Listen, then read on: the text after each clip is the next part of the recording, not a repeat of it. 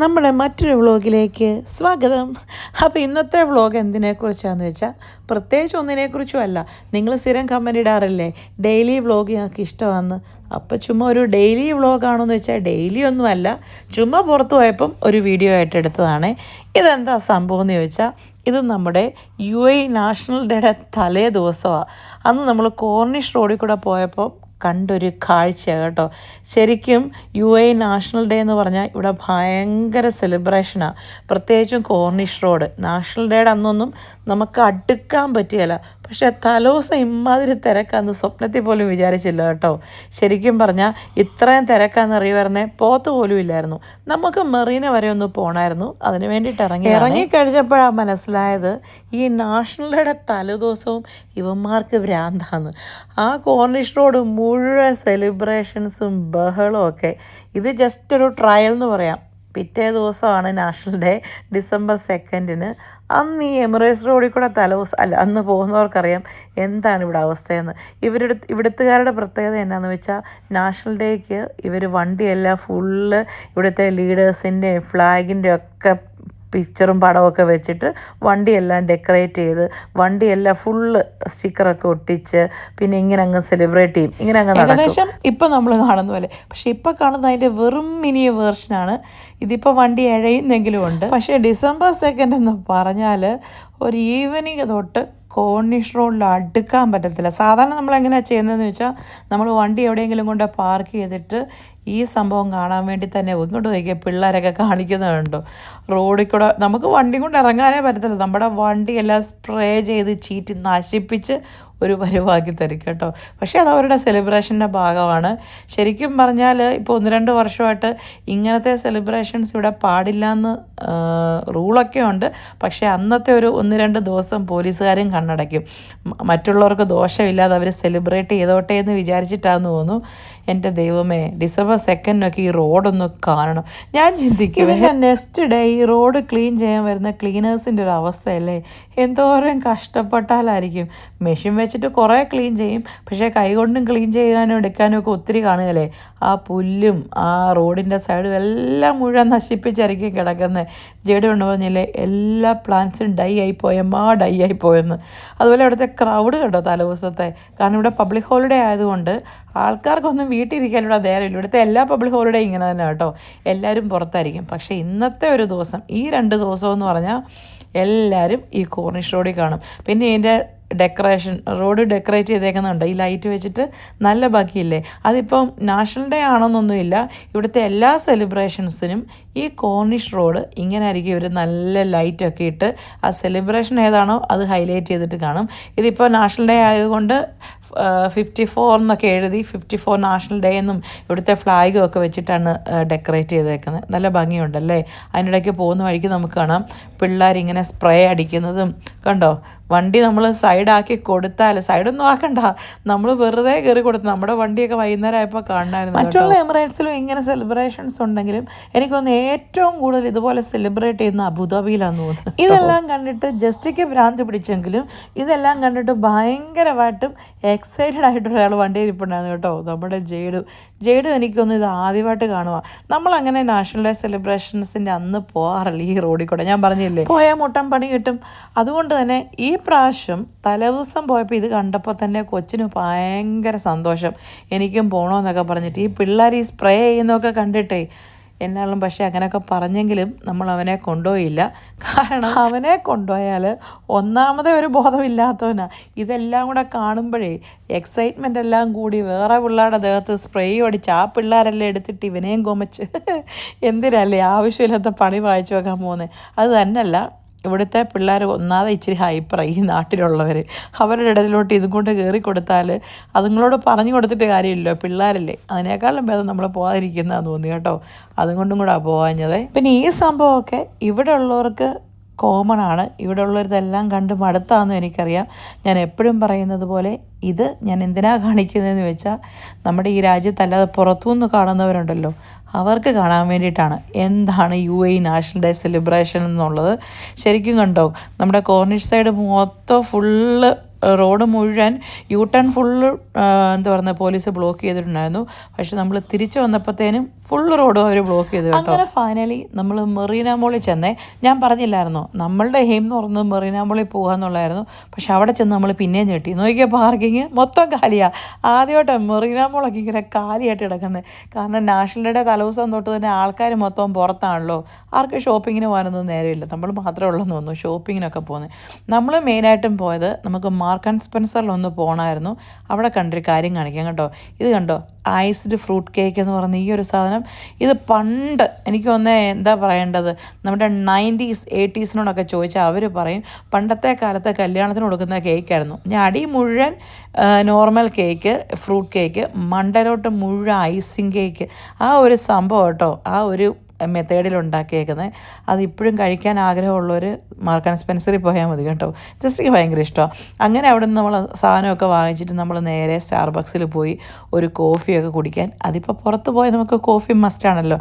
പിന്നെ അവിടെ കുറച്ച് നേരം ഇരുന്ന് കോഫിയൊക്കെ സിപ്പ് ചെയ്തു. പിന്നെ നമ്മൾ ഫുഡ് കഴിക്കാൻ വേണ്ടിയിട്ട് നമ്മൾ ഈ പ്രാവശ്യം ഫുഡ് കഴിക്കാൻ പോയൊരു ഷോപ്സ് ഡേവ്സ് ഹോട്ട് ചിക്കൻ എന്ന് പറഞ്ഞിട്ടൊരു ഷോപ്പായിരുന്നു കേട്ടോ. ഇതെന്ന് പറഞ്ഞാൽ ഇതിൻ്റെ ഒരു പ്രത്യേകത, നമ്മളിവിടെ ആദ്യമായിട്ടാണ് പക്ഷേ പോകുന്നത്. നമ്മൾ ഒരു പ്രാവശ്യം മെറീന മോളിൽ പോയപ്പോൾ ഇവിടുത്തെ ക്രൗഡ് കണ്ടിട്ട് നമ്മൾ ഞെട്ടിപ്പോയി. എന്താ സംഭവം എന്നൊന്ന് ട്രൈ ചെയ്യാൻ വേണ്ടിയിട്ട് പോയതാണ്. ഇതൊരു അമേരിക്കൻ ബ്രാൻഡാണ്. എനിക്കൊന്ന് അമേരിക്കയിലൊക്കെ കോമൺ ആയിട്ടുള്ളൊരു ചിക്കനാണെന്ന് തോന്നുന്നു. ഇവിടെ അബുദാബി ഞാൻ ആദ്യമായിട്ടാണ് കാണുന്നത്. എന്നാലും നമ്മൾ ഈ പ്രാവശ്യം ചെന്നപ്പോൾ വലിയ തിരക്കൊന്നും ഇല്ലായിരുന്നു.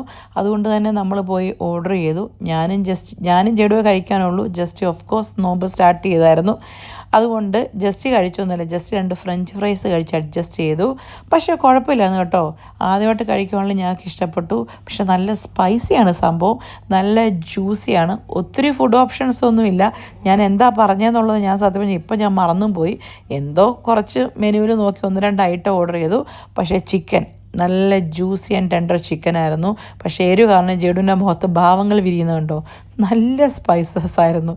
നല്ല എരിവെന്ന് പറഞ്ഞാൽ നല്ല ഒന്നാന്തര എരിവ്. പിന്നെ അവർ ഗ്ലൗസൊക്കെ തന്നതുകൊണ്ട് നമ്മുടെ കയ്യിലൊന്നും പറ്റിക്കാതെ വൃത്തിക്ക് കഴിക്കാൻ പറ്റി. ഇത് കാണുമ്പോൾ കുറേ ആൾക്കാരിക്കും നിങ്ങൾ എന്തിനാണ് ഗ്ലൗസ് ഇട്ട് കഴിക്കുന്നതെന്ന്. ഇവിടെ നമ്മൾ കൈ കഴുകാനായിട്ടുണ്ടല്ലോ. നമ്മുടെ നാട്ടിലെ റെസ്റ്റോറൻറ്റ്സ് പോലെ പൈപ്പൊന്നുമില്ല. അതുകൊണ്ട് തന്നെ ഇങ്ങനെയൊക്കെ കഴിച്ചേ പറ്റുള്ളൂ. അത് കഴിഞ്ഞിട്ട് പിന്നെ നമ്മൾ ക്രിസ്മസ് ഡെക്കോർ വാങ്ങിക്കാൻ വേണ്ടിയിട്ട് പോയി. ഇതിന് വേണ്ടിയിട്ടായിരുന്നു നമ്മൾ മെറീന മോളിൽ പോയത്, ക്രിസ്മസിൻ്റെ ഡെക്കോർ വാങ്ങിക്കാൻ. എൻ്റെ പൊന്ന് ദൈവമേ, അവിടെ ചെന്നപ്പോൾ ശരിക്കും ആ ഒരു ക്രിസ്മസിൻ്റെ വൈബ് കിട്ടിയെന്ന് പറഞ്ഞാൽ വൈബ് കിട്ടി. എന്തോരോ സാധനങ്ങളാണെന്നറിയോ, ഏതെടുക്കണം എന്നുള്ള കൺഫ്യൂഷൻ മാത്രം. ഇതെല്ലാം കൂടെ കണ്ടപ്പം സത്യം പറഞ്ഞാൽ എനിക്ക് വലിച്ചു വാരി എടുക്കാൻ തോന്നി. ഏതോ സിനിമയിൽ ബിന്ദു പണിക്കർ പറഞ്ഞാൽ അയ്യോ എൻ്റെ എമർജൻസി, എൻ്റെ മിക്സി, എൻ്റെ വാഷിംഗ് മെഷീൻ എന്ന് പറഞ്ഞാൽ എല്ലാം വാരിക്കോരി എടുക്കാൻ തോന്നി കേട്ടോ. ആദ്യം നമ്മൾ പോയത് നമ്മുടെ കാലിഫോർണിയയിലായിരുന്നു. അവിടെ കുറേ ക്രിസ്മസ് ഡെക്കോർ ഉണ്ടായിരുന്നു. അവിടെ നിന്ന് കുറച്ച് നമുക്ക് ഇഷ്ടപ്പെട്ട കുറേ സാധനങ്ങളൊക്കെ എടുത്തു. എന്ത് വേണേലും ഉണ്ട്, ഈവൻ ട്രീ സഹിതം വാങ്ങിക്കാനുണ്ട്. നമ്മുടെ വീട്ടിൽ ട്രീ ഒക്കെ ഉണ്ട്. അത്യാവശ്യം എന്താ പറയുന്നത് ക്രിസ്മസിൻ്റെ ആക്സസറീസും ഉണ്ട്. പക്ഷേ കുറച്ചുകൂടെ വാങ്ങിക്കണമല്ലോ, ക്രിസ്മസ് അല്ലേ, അങ്ങനെ വാങ്ങിക്കാൻ പോയതാണ് കേട്ടോ. അങ്ങനെ ട്രീയിലോട്ടുള്ള കുറച്ച് സാധനമൊക്കെ വാങ്ങിച്ചു. അത് കഴിഞ്ഞിട്ട് പിന്നെ നമ്മൾ കാലിഫോറിൽ അല്ലാത്ത കുറച്ച് ഗ്രോസറി ഐറ്റംസ് ഒക്കെ നോക്കാൻ വേണ്ടിയിട്ട് പോയത്. വാങ്ങിക്കാനല്ല, നോക്കാൻ എന്ന് വേണേലും പറയാം. കാരണം നമ്മൾ എന്താ പറയുന്നത് ലിസ്റ്റ് ഒന്നും പ്രിപ്പയർ ചെയ്ത് പോകാത്തത് കൊണ്ടും എന്തെങ്കിലും കണ്ടാൽ വാങ്ങിക്കാം ആ ഒരു ആറ്റിറ്റ്യൂഡിൽ നമ്മൾ പോകുമല്ലോ.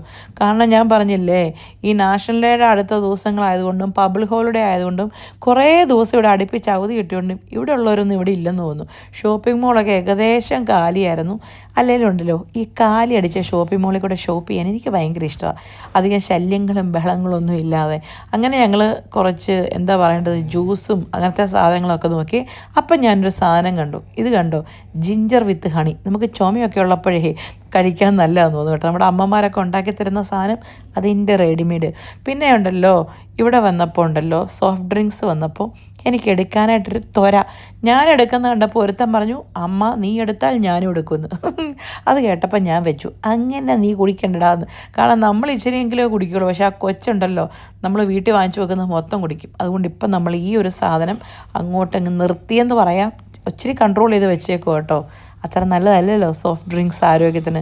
ഒരിടയ്ക്ക് ഡയറ്റ് ചെയ്തപ്പോൾ കംപ്ലീറ്റ് നിർത്തുമായിരുന്നു. പിന്നെ മനുഷ്യനല്ലേ പുള്ളേ, ഇതൊക്കെ കാണുമ്പം ചില കൺട്രോൾ ചിലപ്പോഴൊക്കെ പോവും. ഇടയ്ക്കൊക്കെ വാങ്ങിക്കാറുണ്ട് കേട്ടോ. എന്നിട്ട് കംപ്ലീറ്റ് നമ്മൾ അവോയ്ഡ് ചെയ്യുന്നൊന്നുമില്ല. ചിലപ്പോഴൊക്കെ കുടിക്കും. പിന്നെ ഇടയ്ക്കൊക്കെ കാണുമ്പോൾ ചിലത് കാണുമ്പോൾ നമുക്ക് വാങ്ങിക്കാൻ തോന്നത്തില്ലേ. അങ്ങനെ നോക്കിയപ്പോൾ ദേ ഇരിക്കുന്നു കൊറോണ. ഓർപ്പിക്കല്ലേ പൊന്നെ എന്ന് ഞാൻ മനസ്സിൽ പറഞ്ഞു. ഞാൻ മനസ്സിൽ വിചാരിച്ച കൊറോണയല്ല ഈ കൊറോണ വേറെ കൊറോണയാണെന്ന് എനിക്കറിയാം. എന്നാലും ഏത് കൊറോണയാണേലും കൊറോണ എന്ന് കേൾക്കുമ്പോൾ ഒരു ഞെട്ടലല്ലേ. കൊറോണനെ ആദ്യമായിട്ട് കാണുന്നത് എപ്പോഴാണെന്നൊരു കഥ പറയാവേ. ഞാൻ പറഞ്ഞില്ലേ കോവിഡിൻ്റെ സമയത്ത് 5-6 മാസം ഞങ്ങൾ ഹോട്ടലിലായിരുന്നത്. ആ സമയത്ത് എൻ്റെ റൂമിൻ്റെ ഓപ്പോസിറ്റ് റൂമിൽ എപ്പോഴും കാണാം ഒരു ബക്കറ്റിനകത്ത് കുറേ കുഞ്ഞു കുഞ്ഞു ബോട്ടിൽസ്, അത് കൊറോണ എന്ന് എഴുതി വെച്ചേക്കും. അപ്പോൾ ഞാൻ ഓർക്കും ഇതെന്താണ് ഇപ്പോൾ കൊറോണയുടെ സീസണായിട്ട് അതിൻ്റെ പേര് ഡ്രിങ്ക് ഇറങ്ങിയേക്കുവാണെന്ന്. ഞാൻ അങ്ങനെയാണ് ആ സാധനം ആദ്യം കാണുന്നത് കേട്ടോ. ആ റൂമിലുള്ള ആൾ കുടിച്ചിട്ട് കുപ്പിയെടുത്ത് പുറത്ത് വെക്കുന്നതായിരുന്നു ബക്കറ്റിനകത്താണല്ലോ ഐസൊക്കെ ഇട്ട് വരുന്നത്. അങ്ങനെയാണ് ഞാൻ ഈ കൊറോണയെ ആദ്യമായി കാണുന്നത്. അല്ലാതെ നിങ്ങൾ വിചാരിക്കുന്നുള്ള ഞാനും കൊറോണയും തമ്മിൽ ഒരു ബന്ധം നഹി കേട്ടോ. അത് കഴിഞ്ഞിട്ട് പിന്നെ നമ്മൾ ഫിഷിൻ്റെ ഒക്കെ സെക്ഷനിൽ പോയേ ഇങ്ങോട്ട് നോക്കിയ പാവം അതിന് ജീവനുണ്ടെന്നേ അത് കണ്ണു വെച്ച് കാണിക്കുന്നുണ്ടോ. എന്താ ഞാൻ ശരിക്കും പറഞ്ഞ ഈ ലോബ്സ്റ്ററിൻ്റെ സൈസൊക്കെ കണ്ടിട്ടൊരു വീഡിയോ എടുക്കാമെന്ന് വിചാരിച്ച് ചെന്നാൽ പക്ഷെ ഒരെണ്ണം ചത്തിരിക്കുക കേട്ടോ. ഇതിന് ജീവനില്ല, ഈ ഒരെണ്ണത്തിനാണ് ജീവൻ. പാവം അല്ലേ. എന്നാലും എന്നെ മുട്ടക്കാട്ടൻ വില ഉണ്ടോ അനങ്ങുന്നുണ്ടോ. ഞാൻ അവൻ്റെ അടുത്ത് ചെല്ലുമ്പോഴത്തേനും ശരിക്കും പറഞ്ഞാൽ അവൻ എന്നെ ഒന്ന് ഇറുക്കണമെന്നൊക്കെ തോന്നുന്നുണ്ടെന്ന് തോന്നുന്നു. അതിനെ കെട്ടിയിട്ടേക്കുന്നുണ്ടാ, അല്ലെങ്കിൽ നല്ല ഇറുക്ക് കിട്ടിയേനെ. കൊച്ചു കിടന്ന് ബഹളം വെക്കുന്നുണ്ട്, അമ്മ തുടരുത് അത് നിന്നെ കടിക്കും അത് ചാടുമെന്നൊക്കെ. കൊച്ചിന് നല്ല പിടി ഇമാതിരി സാധനങ്ങളെയൊക്കെ. അങ്ങനെ അവിടെ ഇരുന്ന ആ ലോബ്സ്റ്ററിനെയൊക്കെ കണ്ണുരുട്ടി പേടിപ്പിച്ച് കഴിഞ്ഞിട്ട് ഞങ്ങൾ പിന്നെ അതുവഴി വെറുതെ തേരാപ്പാര നടന്നു. ഞാൻ പറഞ്ഞില്ലേ പ്രത്യേകിച്ചൊന്നും വാങ്ങിക്കാനൊന്നുമില്ല, ചുമ്മാ കറങ്ങി നടക്കുക എന്നൊരൊറ്റ ലക്ഷ്യം മാത്രമേ ഉള്ളൂ. കാരണം ഞാൻ പറയുന്ന പോലെ 1-2 ദിവസത്തേക്കുള്ളിൽ വീട്ടിലിരുന്നാലേ എനിക്ക് തലയ്ക്ക് ഭ്രാന്ത് പിടിക്കുമെന്നേ. അങ്ങനെ ഇറങ്ങിയതാ. അങ്ങനെ ക്യാരിഫറൊക്കെ ഏകദേശം കവർ ചെയ്തു. അവിടുന്ന് അധികം സാധനങ്ങളൊന്നും വാങ്ങിക്കാനില്ലായിരുന്നു. അങ്ങനെ നമ്മൾ ഷോപ്പിങ്ങിന് പോകുമ്പോൾ എന്തെങ്കിലും കണ്ടാൽ വാങ്ങിക്കും. പിന്നെ ജേഡു എപ്പോഴും കൈക്കൂലിയായിട്ടൊരു ഐസ്ക്രീം വാങ്ങിച്ചിട്ടുണ്ട്. അങ്ങനെ ക്യാരിഫറിലെ ചുറ്റെല്ലാം കഴിഞ്ഞിട്ട് അവിടുന്ന് ബില്ലിങ്ങും പേയ്മെൻ്റ് എല്ലാം കഴിഞ്ഞ് അത് രണ്ടും ഒന്നല്ലേ. ചില സമയത്ത് ഞങ്ങൾ ഒരേ അർത്ഥമുള്ള വാക്ക് ഒന്നിൽ കൂടുതൽ തവണ പ്രയോഗിക്കും കേട്ടോ, നിങ്ങൾ ക്ഷമി. അത് കഴിഞ്ഞിട്ട് പിന്നെ നമ്മൾ പോയതാണ് ഞാൻ പറഞ്ഞല്ലേ നമ്മുടെ മെയിനായിട്ടുള്ള ക്രിസ്മസ് ഡെക്കോർ സാധനങ്ങൾ വാങ്ങിക്കുക. ക്യാരിഫറിൽ അധികം ഒന്നും ഇല്ലായിരുന്നു കേട്ടോ, അധികം ഓപ്ഷൻസ് ഒന്നും ഇല്ലാഞ്ഞുകൊണ്ട് ഇവിടെ പോയി. എൻ്റെ പൊന്നോ ഇതാണ് ഒരു രക്ഷയില്ലാത്തത്. സത്യം പറഞ്ഞാൽ എനിക്ക് അവിടെ അങ്ങ് കിടന്നാലോ എന്ന് തോന്നി. അതുപോലെ ക്രിസ്മസ് ഡെക്കോറായിരുന്നു. നമ്മുടെ വീട്ടിൽ എന്തോരം ക്രിസ്മസ് ഡെക്കോർ പഴയതുണ്ടെങ്കിലും നമുക്കിതെല്ലാം കാണുമ്പോൾ വാങ്ങിക്കാൻ തോന്നും അല്ലേ. അതും എനിക്ക് മാത്രമേ തോന്നുള്ളൂ, നിങ്ങൾക്ക് ആർക്കും തോന്നത്തില്ല. എനിക്കറിയാം നിങ്ങൾക്കെല്ലാം തോന്നുന്നു. നമുക്കൊരു ത്വരയാണ് ഇതെല്ലാം വാങ്ങിക്കാനല്ലേ. എനിക്ക് ഏറ്റവും ഇഷ്ടമുള്ള മാസം ഏതാണെന്ന് വെച്ചാൽ അത് ഡിസംബർ. അതെന്നാണെന്നറിയോ, എനിക്കിഷ്ടമുള്ള 2 പേര് ജനിച്ച മാസമാണ് ഡിസംബർ. ഒന്ന് ഈശോപ്പച്ചൻ, 2 നമ്മുടെ ജസ്റ്റി മോൻ. ഈ 2 പേര് ജനിച്ചത് ഡിസംബർ ആയതുകൊണ്ടാണെന്ന് തോന്നുന്നു. എനിക്ക് ഡിസംബർ വല്ലാത്ത ഇഷ്ടമാണ്. അതെല്ലാവർക്കും ഡിസംബർ ഇഷ്ടമല്ലേ. ക്രിസ്മസ് ആണ്, പിന്നെ നല്ല തണുപ്പുള്ള മാസമാണ്, പിന്നെ ആ വർഷം അങ്ങ് തീരുവാണ്. എന്തോരം പ്രത്യേകതകളാണ് ഡിസംബറിന്. ഇവിടെ ഡിസംബറിന് മുമ്പ് തന്നെ ഇവിടുത്തെ ഷോപ്പിംഗ് മോളിൽ ഫുള്ള് ക്രിസ്മസിൻ്റെ ഡെക്കോർ സാധനങ്ങൾ വരും കേട്ടോ. പിന്നെ നല്ല ഭംഗി. എനിക്ക് പ്രത്യേകിച്ചും ഈ ക്രിസ്മസ് സീസണിൽ ഡിസംബറിൽ ഷോപ്പിംഗ് മോളിൽ കൂടെ ഒക്കെ പോകാൻ നല്ല ഇഷ്ടമാണ്. നല്ലതായിട്ട് ഡെക്കറേറ്റൊക്കെ ചെയ്ത് നല്ല അടിപൊളിയായിരിക്കുമല്ലേ. ശരിക്കും പറഞ്ഞാൽ ക്രിസ്മസ് ഡെക്കോർ ഐറ്റംസ് എന്ന് പറഞ്ഞാൽ ഏത് വാങ്ങിക്കണമെന്ന് നമ്മൾ കൺഫ്യൂഷനായി പോയി ശരിക്കും ചെല്ലുമ്പം. നമ്മൾ വാങ്ങിക്കാനായിട്ട് കുറച്ച് സാധനമായിട്ട് പോയാലും ഇതെല്ലാം കാണുമ്പോൾ ഒരു ഭ്രാന്താന്നേ, എവിടെ തുടങ്ങണമെന്ന് ഒരു ഐഡിയ ഇല്ലാത്തത്. സാന്റാക്ലോസ് ഉണ്ട്, ക്രിസ്മസിൻ്റെ എന്താ പറയുന്ന ആക്സസറീസും ഡെക്കറേഷൻസും ഉണ്ട്, ക്രിസ്മസ് റീത്ത് ഉണ്ട്, സ്റ്റാർ ഉണ്ട്. അങ്ങനെ വേണ്ടാത്തതും വേണ്ടതും പിന്നെ പേരറിയാവുന്നതും പേരറിയാത്തതുമായ എന്തോരോ സാധനമാണെന്നറിയോ. നമ്മൾ ആദ്യമൊക്കെ ക്രിസ്മസ് ട്രീ ചെയ്യുമ്പോൾ ഓരോ കളർ തീമിലായിരുന്നേ. രണ്ട് കളർ മിക്സ് ചെയ്യും. ഒന്നെങ്കിൽ സിൽവർ, അതല്ലെങ്കിൽ സിൽവറും ബ്ലൂവും, എന്താ പറയുന്നത് ഗോൾഡനും റെഡും, ഗോൾഡനും ഗ്രീനും എന്നൊക്കെ പറഞ്ഞിട്ട്. പക്ഷേ ഇപ്പോൾ വന്ന് എല്ലാം കൂടെ മിക്സ് ആയി. കാരണം നമ്മുടെ കയ്യിൽ എപ്പോഴും എല്ലാ വർഷവും ക്രിസ്മസ് കഴിയുമ്പോൾ കുറേ സാധനങ്ങളൊക്കെ മിച്ചം വരുമല്ലോ. മിച്ചം വന്നെല്ലാം കൂടെ ഇട്ടിട്ട് ഇപ്പോൾ എല്ലാം കൂടെ ഒരു മിക്സഡ് കളറാണ്. പിന്നെ പുൽക്കൂടിൻ്റെ സാധനങ്ങളൊക്കെ ഉണ്ട് കേട്ടോ, ഒത്തിരി സാധനങ്ങൾ. ശരിക്കും പറഞ്ഞാൽ ഒരു ക്രിസ്മസ് മാർക്കറ്റ് എന്ന് വേണമെങ്കിൽ പറയാം, അതുപോലെ സാധനങ്ങളുണ്ട്. ആകെ ഇത്രേ ഉള്ളൂ, നമ്മൾ കൈ നിറച്ച് കാശുമായിട്ട് പോവുക, സാധനങ്ങൾ വാങ്ങിക്കുക, അത്രേ ഉള്ളൂ. ഞാൻ ശരിക്കും പറഞ്ഞാൽ എനിക്ക് ഇച്ചിരി ആക്രി സാധനം മതി. പക്ഷേ ഇതെല്ലാം കണ്ടപ്പോഴത്തേനും എനിക്ക് ഭ്രാന്തായിട്ട് എന്തൊക്കെയോ സാധനങ്ങൾ. അതിനൂടെ കുറേ നമ്മൾ ഓൺലൈനും വാങ്ങിച്ചു കേട്ടോ. ഇതെല്ലാം കാണുമ്പോൾ പിന്നെയും നമുക്കങ്ങ് എടുക്കാൻ തോന്നും, അതാണൊരു പ്രത്യേകത. അപ്പോൾ ഞാൻ വിചാരിച്ചു ഞാൻ എടുക്കുന്ന മാത്രമല്ലല്ലോ നിങ്ങളെയും കൂടെ കാണിച്ച് സുഖിപ്പിച്ചേക്കാന്നല്ല, സന്തോഷിപ്പിച്ചേക്കാന്ന്. ഇതൊക്കെ കാണുമ്പോൾ നമുക്കും തോന്നുകയല്ലേ വാങ്ങിച്ച് നമ്മുടെ വീട്ടിലെ ട്രീയിലെ തൂക്കണമെന്ന്. ക്രിസ്മസിന് ട്രീ വെക്കാത്ത ആരാ ഉള്ളതല്ലേ, എല്ലാവരും വെക്കുകയല്ലേ. ഞാൻ വിചാരിക്കുമായിരുന്നേ ഈ സാധനമൊക്കെ ഇപ്പോഴല്ല ആയത്. നമ്മുടെയൊക്കെ പ്രത്യേകിച്ച് ഞങ്ങളുടെയൊക്കെ ചെറുപ്പത്തിൽ, ഞാൻ കുഞ്ഞു ക്ലാസ്സിലൊക്കെ പഠിക്കുമ്പോൾ ക്രിസ്മസ് ട്രീ എന്ന് പറഞ്ഞാൽ ഇപ്പോഴല്ലേ ഈ ആർട്ടിഫിഷ്യൽ ട്രീ ഒക്കെ വരുന്നത്. അന്നെന്നൊക്കെ പറഞ്ഞാൽ നമ്മൾ ഒറിജിനൽ ട്രീ കൊണ്ട് ഫിറ്റ് ചെയ്യുമല്ലേ. ക്രിസ്മസ് ട്രീ എന്ന് പറഞ്ഞാൽ പപ്പ ക്രിസ്മസിന് 2-3 ദിവസം മുമ്പ്, നമ്മുടെ സ്കൂൾ അവധിയാണല്ലോ ക്രിസ്മസിന്, അപ്പോൾ കുറച്ച് 2-3-4 ദിവസം മുമ്പ് ഈ എന്താ പറയുക, മുളയില്ലേ, നമ്മുടെ വീട്ടിൽ മുളയുണ്ടേ, മുള വെട്ടിക്കൊണ്ട് വരും. ആദ്യമൊക്കെ അതായിരുന്നു. എന്നിട്ട് കുത്തിച്ചാരി വെച്ച് അതിൽ തോരണവും ബലൂണും. ഇതായിരുന്നു ക്രിസ്മസ് ട്രീയുടെ അന്നത്തെ ആക്സസറീസ് എന്ന് പറയുന്നത്. ഈ 2 സാധനമേ ഉള്ളൂ. ഇപ്പോൾ കാണുന്ന പോലെ വലിയ ആഡംബര സാധനങ്ങളൊന്നുമില്ല. കുറേ ബലൂണും വാങ്ങിച്ചുകൊണ്ട് വരും. പിന്നെ എന്താ പറയുക, ഒരു തോരണമില്ലേ, കളർഫുൾ തോരണം. അതാണെങ്കിൽ 2-3 ദിവസം മഞ്ഞുവെള്ളം, അന്നൊക്കെ കഴിയുമ്പോൾ നല്ല മഞ്ഞുവെള്ളമല്ലേ, മഞ്ഞുവെള്ളം എല്ലാം വീണ് 2-3 ദിവസം കഴിയുമ്പോൾ എൻ്റെ കളറും പോകും. മുളയുടെ ഇലയെ കൊണ്ട് ബലൂണും പൊട്ടും. എന്നാലും ഒരു സന്തോഷമല്ലേ. ഇപ്പോഴും ക്രിസ്മസ് എന്ന് പറയുമ്പോൾ ഉണ്ടല്ലോ, എൻ്റെ മനസ്സിൽ ആ സ്മെല്ലൊക്കെ വരും. ആ മുളയിലയുടെയും ആ ബലൂണിൻ്റെയും ആ തോരണത്തിൻ്റെയൊക്കെ സ്മെല്ല് പഴയ നൊസ്റ്റൂയിലേക്ക് തിരിച്ചു പോകും. ഇപ്പോഴൊക്കെ ആരും അങ്ങനെ മെനക്കിടുന്നത് അല്ലേ. എന്നാലും എന്താ പറയുന്നത്, ആർട്ടിഫിഷ്യൽ അല്ലാതെ ശരിക്കുള്ള ചെടി, എന്താ പറയുന്നത്, മരം വെട്ടി ട്രീ ഉണ്ടാക്കുന്നവരുണ്ടാവും നാട്ടിൽ. പക്ഷെ എന്നാലും ഇപ്പം ഒട്ടുമിക്ക വീട്ടുകളിലും നാട്ടിൽ പോകുമ്പം കാണാം ആർട്ടിഫിഷ്യൽ ക്രിസ്മസ് ട്രീ തന്നെ.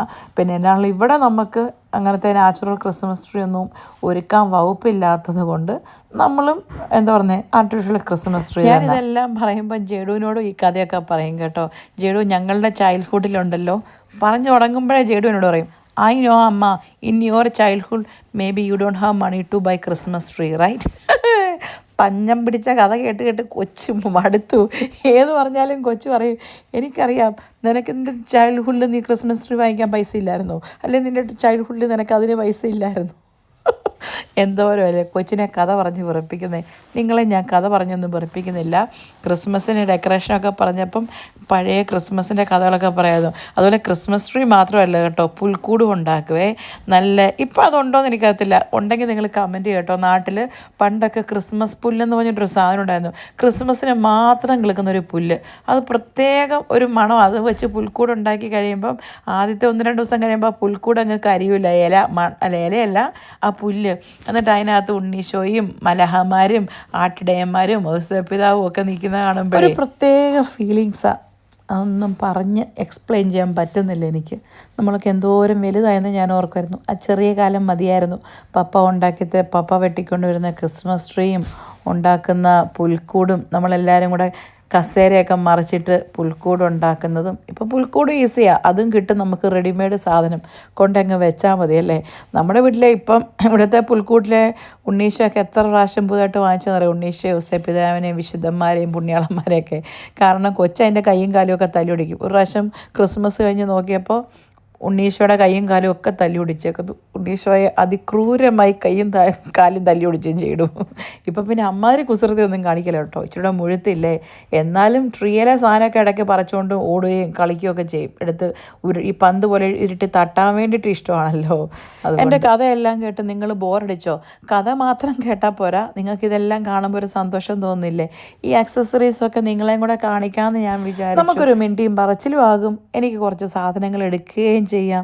ഇപ്പം കണ്ടില്ലേ എന്തോരം സാധനങ്ങളാണെന്ന്. ഇതിൽ നിന്ന് നമ്മൾ ഏതാണെന്ന് എടുക്കേണ്ടത്, ഏതാ വേണ്ടെന്ന് വെക്കുന്നതെന്നാണ് ഞാനിങ്ങനെ ആലോചിക്കുന്നത്.